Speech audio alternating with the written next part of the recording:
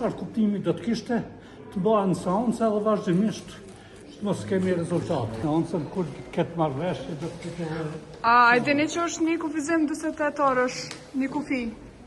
Kur do të? Kufiri 48 orësh, pse s'u respektohet? Po me rregullore, po s'ka sanksione për atë.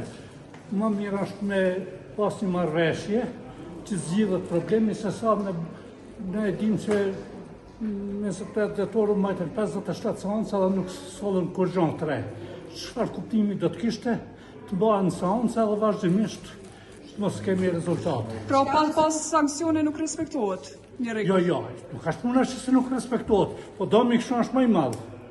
Po vetëm për formalitet, nëse bëhen seancat njëra pas tjetrës, ku është rezultati? Kush është interesuar për shembull, nëse s'ka rezultate, vetëm të bëhen seanca për kot. Mund të shkoj çështje muajsh pa thirrë një vazhdim? Tash nuk e di. Varet këtë bisedimeve që bëhen. Çka nëse nuk ka marrëveshje?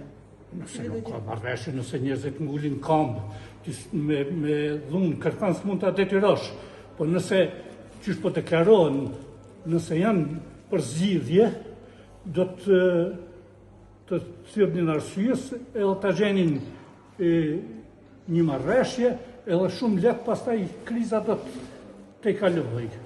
E shqyrtoni që mund ta çoni vetë në kushtetuese faktin që është kalu edhe afat 30 ditor edhe 48 orë? Çka ta çojmë ne? Nëse dikush mendon që është skelje, le ta dërgoj.